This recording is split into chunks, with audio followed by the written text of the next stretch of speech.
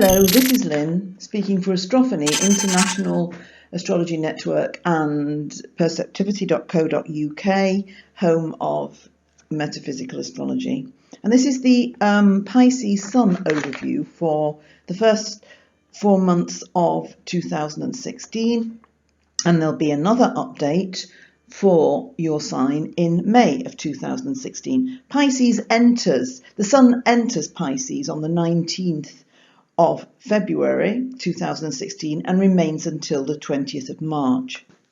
So the square between your ruler Neptune in your own sign and Saturn in Sagittarius is no longer so strong for the first 4 months of the year, but it is still lingering. It's May when the square really starts to bite again.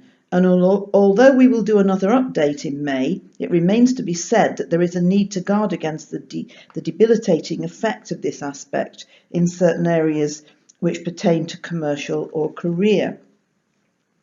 These are not necessarily concerned with wealth or income, but with fulfillment from social standing or self-definition through position in organisations or groups to which you may be affiliated. The first retrograde Mercury aspect of the year is in Capricorn in January and influences your 11th solar house of social interchange and arbitrary aims.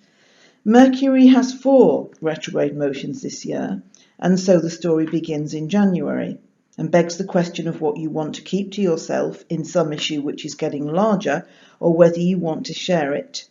And if you share it, pick the confidants carefully, because this is not something you wish to be too loud or too open about. Until February, perhaps, when the decision to circulate information or news comes from a better and more improved place. The issue then takes a fresh turn at the end of April with a level which may feel separate or new, but connects essentially to the way things are dealt with in January and February. Mars is in Scorpio in January, and Jupiter then has also turned retrograde in your opposing sign of Virgo. No matter how much you seize the chance to push certain tricky or delicate matters under the carpet at the start of the year, the second Mercury retrograde motion in Taurus at the end of April has the issue returning for more work. Mars is backing up into Scorpio again by June, and it might become an issue of truth or dare, or of sincerity and bluff.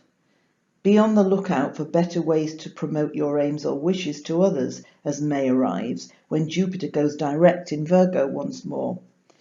The Jupiter-Virgo transit is one which is seeking the genuine from the fake or the frivolous, and this takes forms which are subtle, to say the least, and not always obvious until the results are in. January to May is a time for understanding what you have proposed or put out there, and the effect it has had.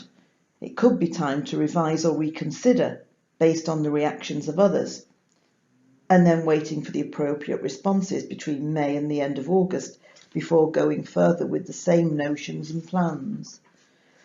Mercury and Venus in Aquarius in February and some of March falls in your 12th solar house, and is asking for discretion at the very least when awkward communications or unknown lines of inquiry have to be navigated before you are able to set the details of what you know to a clearer and more central picture of where it fits and how it can be used.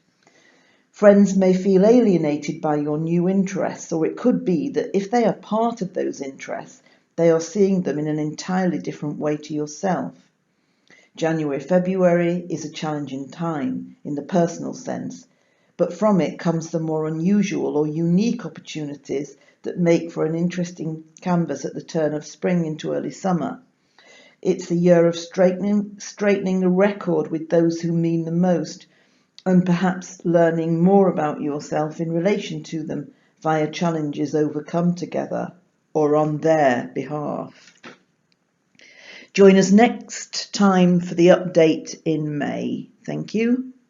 And if you would like personal astrology work for yourself or somebody you know, then please contact me at www.perceptivity.co.uk to find out more.